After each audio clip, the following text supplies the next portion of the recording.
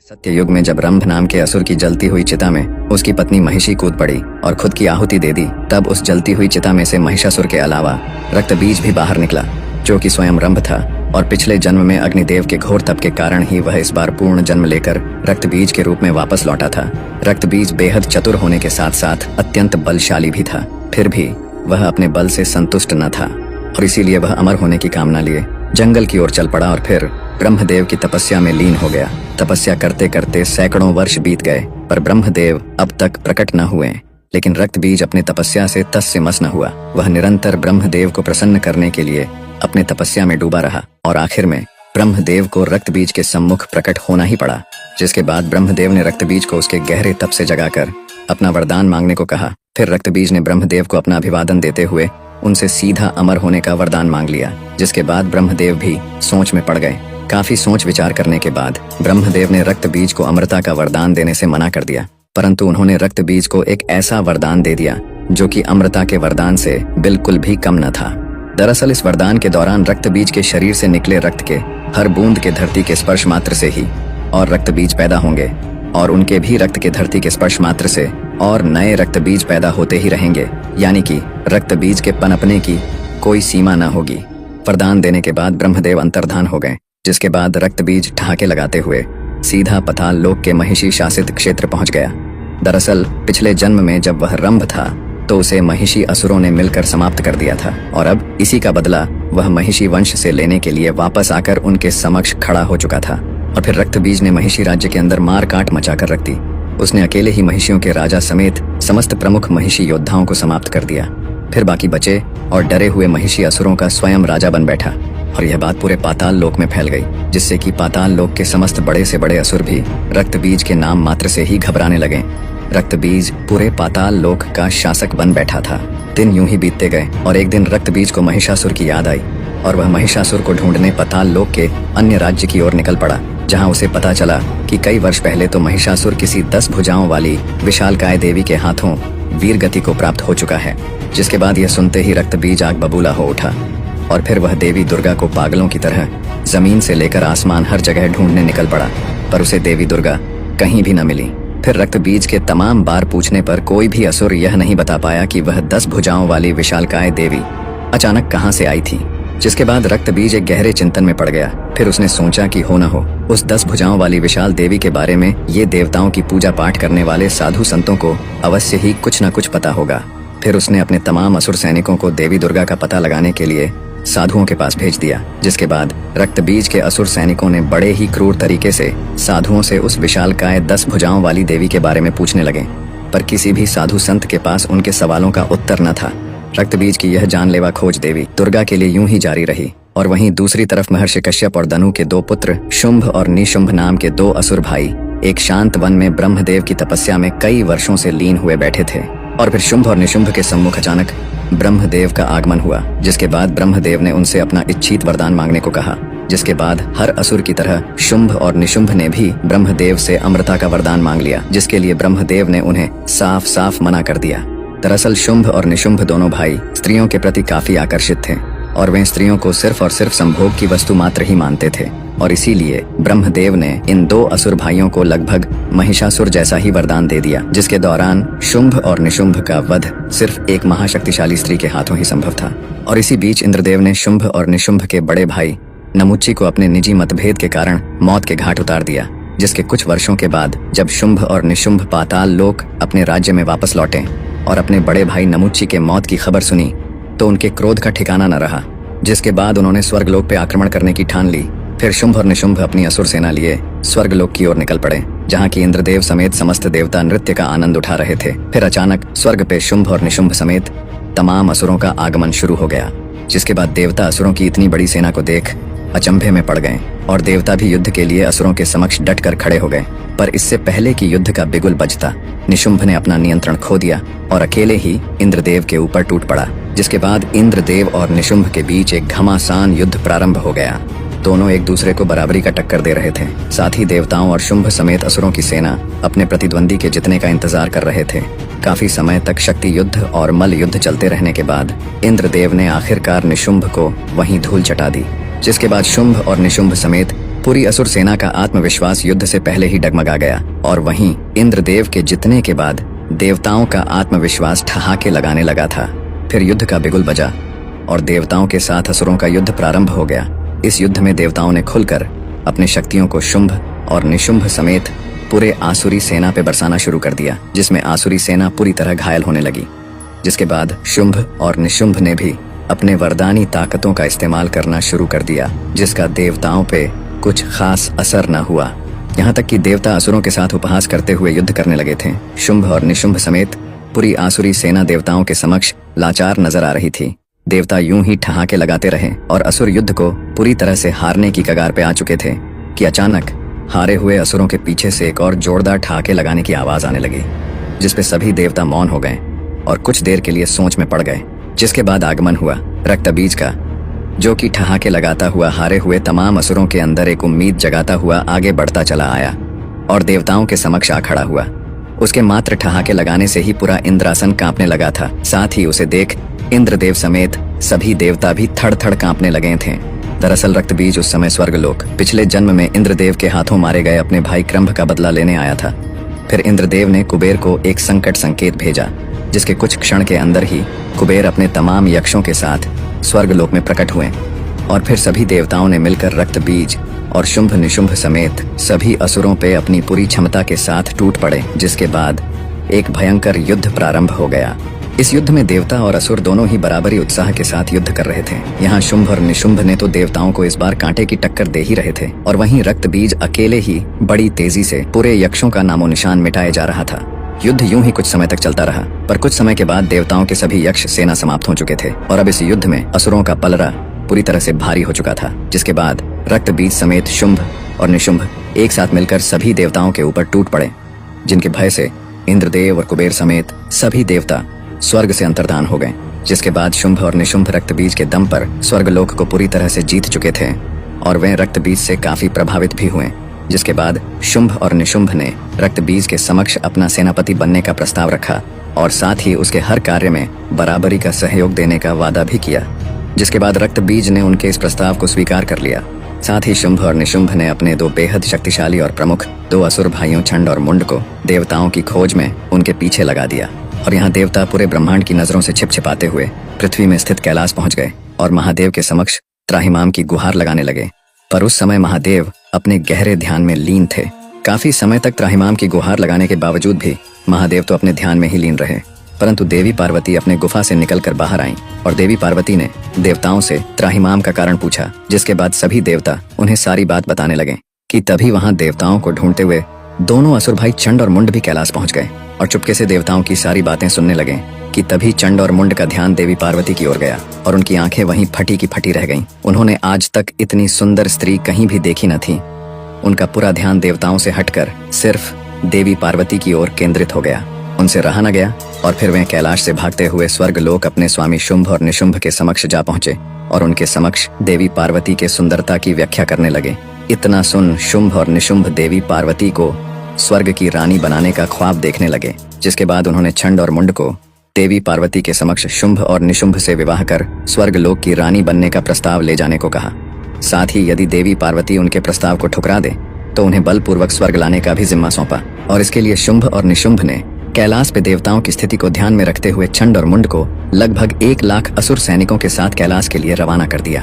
और यहाँ देवी पार्वती समस्त देवताओं को दोबारा से युद्ध करने की रणनीति समझा ही रही होती हैं कि अचानक वहां छंड मुंड समेत विराट आसुरी सेना आ धमकती है और शिव गणों को परास्त कर आगे बढ़ते हुए महादेव के पवित्र स्थल में आ खड़े होते हैं, जिन्हें देख देवता क्रोध से भर जाते हैं। पर देवी पार्वती तत्काल ही देवताओं को शांत करा देती हैं और फिर चंड और मुंड आगे बढ़कर देवी पार्वती के समक्ष शुंभ और निशुंभ का प्रस्ताव रखते हुए देवी पार्वती को स्वर्ग चलने की बात कहते हैं, जिसपे देवी पार्वती अत्यंत ही क्रोधित हो उठती हैं और छंड मुंड को अपनी विराट सेना लेकर वापस लौट जाने के लिए बोलती हैं।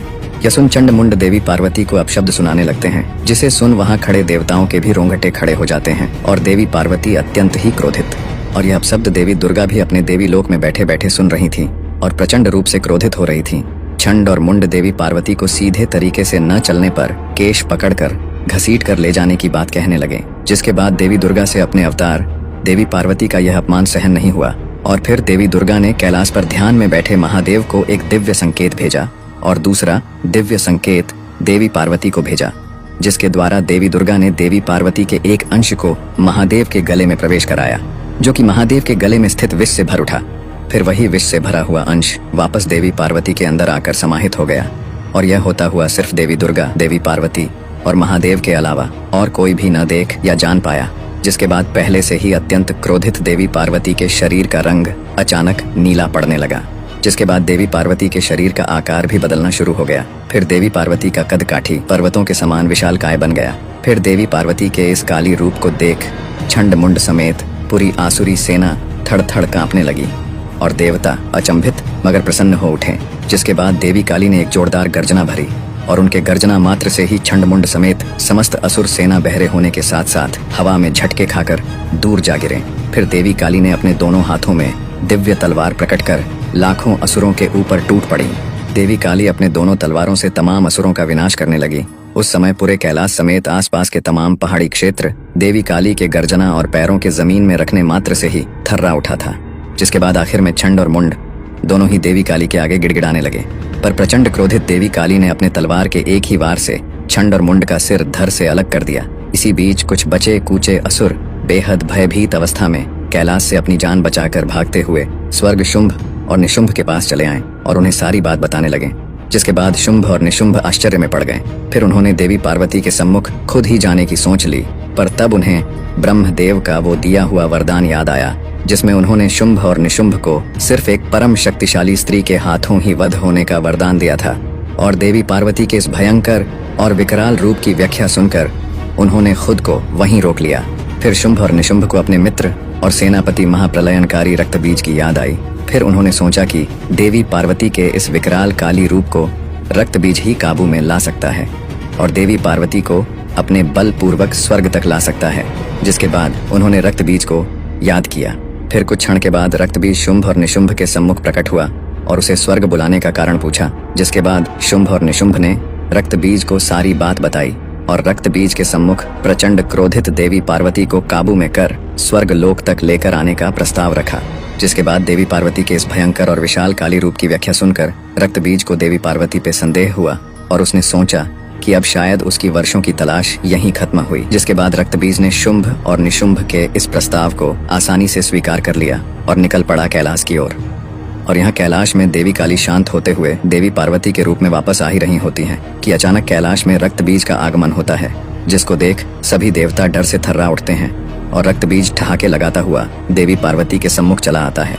रक्तबीज जैसे खूंखार असुर को सामने देख देवी पार्वती का खून वापस से खौल उठता है और देवी पार्वती वापस से विशालकाय काली का रूप धारण करने लगती हैं। फिर रक्तबीज अपने सम्मुख इतनी बड़ी कदकाठी की भयंकर वीरांगना को देख समझ जाता है कि यही है दुर्गा और यही है काली।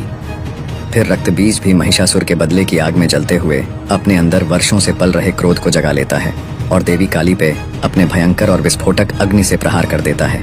पर देवी काली पे इसका कोई असर नहीं होता, बल्कि इसके विपरीत वे और भी प्रचंड रूप से क्रोधित हो उठती हैं और रक्तबीज के चेहरे पर अपने तेज धार नाखूनों से प्रहार कर उसका चेहरा नोच लेती हैं। पर रक्तबीज के चेहरे से रक्त की बूंदें निकलकर जैसे ही धरती को स्पर्श करती हैं, उसके रक्त के हर बूंदों के धरती के स्पर्श मात्र से ही और नए रक्तबीज उत्पन्न होने लगते हैं। और यह देख सभी देवता आश्चर्य से भर उठते हैं और देवी काली गुस्से में आग बबूला होते हुए अपने दोनों हाथों में दिव्य तलवार प्रकट कर तमाम रूप से उत्पन्न हुए रक्तबीज पे अंधाधुंध प्रहार कर उनके सिर को धड़ से अलग करने लगती हैं। परंतु रक्तबीज मरने की जगह और भी अधिक और अनगिनत संख्या में उत्पन्न होने लगता है। फिर देवी काली ने अपने और 2 भुजाओं को प्रकट कर अपने 4 भुजाओं से भी अधिक मात्रा में उत्पन्न हो चुके रक्त बीजों को समाप्त करने लगी। देवी काली यूं ही रक्त बीज को समाप्त करती जाती और रक्त बीज यूं ही पहले से भी अधिक संख्या में उत्पन्न होता जाता। काफी समय तक इस युद्ध के चलने के बावजूद भी अब तक युद्ध का कोई भी परिणाम सामने नहीं आया था और यह युद्ध काफी लंबा खींचता ही चला गया। युद्ध को शुरू हुए काफी दिन बीत चुके थे और यहाँ अति क्रोधित हो चुकी देवी काली के तमाम प्रहार करने के कारण रक्त बीज अपनी संख्या लाखों में कर चुका था। रक्त बीज को इतने विशाल संख्या में देख इंद्रदेव समेत सभी देवताओं ने हिम्मत कर आगे बढ़कर देवी काली की सहायता करने की ठान ली। पर जैसे ही देवताओं ने युद्ध के लिए अपना कदम आगे बढ़ाया, देवी काली ने पलटकर सभी देवताओं को इस युद्ध में हस्तक्षेप न करने की चेतावनी दे डाली। इतना सुनते ही सभी देवता देवी काली के डर से सहम गए और सिर्फ इस युद्ध का भयंकर मंजर ही देखते रहे। और यहाँ लाखों रक्त बीज अपने हाथों में तलवार प्रकट कर देवी काली को चारों ओर से घेरने लगे कि तभी देवी काली को देवी दुर्गा का संकेत मिला, जिसमें देवी दुर्गा ने देवी काली को रक्त बीज पर हमला न करने की सलाह दी और तमाम रक्त बीज को एक साथ में समाप्त करने का उपाय सुझाया। जिसके बाद लाखों रक्त बीज ने मिलकर एक साथ देवी काली पे अपने तेज धार तलवार से हमला कर दिया और देवी काली अपने तलवार से तमाम रक्त बीजों के हर वार को रोकती रहीं। फिर इतने प्रहारों के बीच देवी काली जोरदार गर्जना करती हुई अपना आकार और भी विशालकाय बनाती गईं और ये गर्जना इतना तेज और प्रभावी था कि इसके झटके से तमाम रक्त बीज असंतुलित होकर हवा में यहाँ वहाँ जाकर गिरने लगे। जिसके बाद देवी काली ने अपना रूप महाविशालकाय और महाप्रलयनकारी बना लिया। फिर उन्होंने अपनी शक्तियों को एकत्र कर सिर्फ और सिर्फ तमाम रक्त बीजों को ही जोरदार सांसें भरते हुए अपने मुंह के अंदर खींचने लगीं और तमाम रक्त बीजों को कच्चा चबाने लगीं। उन्हें कच्चा चबाते हुए उनके रक्त को घूंट घूंट पीने लगीं और काफी समय तक देवी काली लगातार ऐसा ही करती गईं। जिसके बाद धरती में मौजूद तमाम रक्त बीज अब पूरी तरह से देवी काली द्वारा खत्म हो चुके थे। जिसके बाद तमाम देवी देवता समेत गंधर्व और यक्ष बेहद प्रसन्न हुए और देवी काली पर फूलों की बारिश करने लगे। परंतु यहाँ काफी समय बीत जाने के बावजूद भी देवी काली का क्रोध अब तक शांत न हुआ था और यह देख सभी देवताओं की चिंता और भी बढ़ने लगी। दरअसल तमाम रक्त बीजों को कच्चा चबा जाने के बाद उसके रक्त के दुष्प्रभाव से देवी काली ने खुद पे अपना संतुलन खो दिया था और अपने तीव्र क्रोध से पूरी धरती को तबाह करने की आग उनके अंदर भड़क चुकी थी। जिसके बाद अति तीव्र क्रोधित देवी काली असंतुलित होकर पूरी धरती को तबाह करने की ओर चल पड़ी। फिर इंद्रदेव समेत तमाम देवता यह देख चिंता में डूब गए। फिर उन्होंने श्री विष्णु को याद किया। जिसके बाद कैलाश में श्री विष्णु का आगमन हुआ और तमाम देवता श्री विष्णु से देवी काली को रोकने की गुहार लगाने लगे, जिसे कि श्री विष्णु अपने लिए नामुमकिन कार्य बताते हुए महादेव के लिए एक मुमकिन कार्य बताया। और श्री विष्णु समेत सभी देवताओं ने महादेव को अत्यंत ही गहरे ध्यान से जगाने के लिए प्रार्थना करने लगे।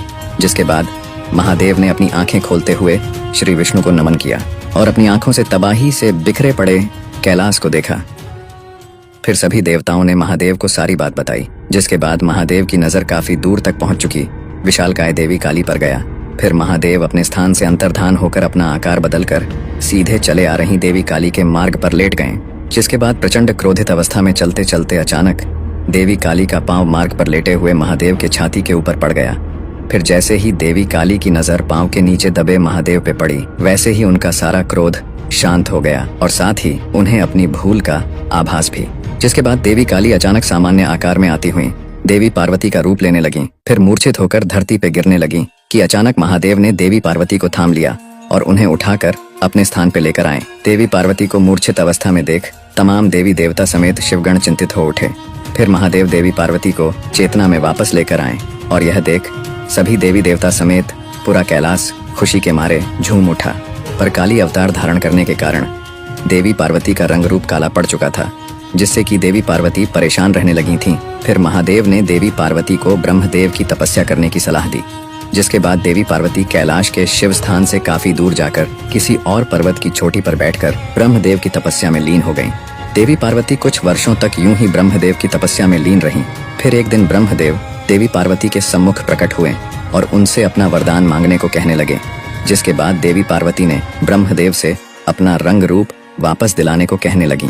जिसके बाद ब्रह्मदेव ने अपने तंत्र से काली अवतार के दौरान देवी दुर्गा की शक्ति के साथ शिव के विष के आपस में समाहित होकर उत्पन्न हुए ऊर्जा को देवी पार्वती के शरीर से अलग कर दिया, जिसके फलस्वरूप देवी पार्वती का रंग रूप पहले जैसा ही हो गया।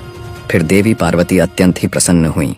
फिर देवी पार्वती के शरीर से निकली हुई वह अत्यंत ताकतवर ऊर्जा एक बड़े कद काठी की बेहद खूबसूरत वीरांगना में तब्दील हो उठी, जिसकी दिव्यता और चमक देख देवी पार्वती और ब्रह्मदेव अत्यंत ही प्रसन्नता से भर उठे और उन्हें एक नया भव्य नाम देवी कौशिकी दिया। ब्रह्मदेव ने देवी कौशिकी को इसी चोटी में शुंभ और निशुंभ नामक 2 असुर भाइयों के आने तक ध्यान मग्न रहने की आज्ञा दी।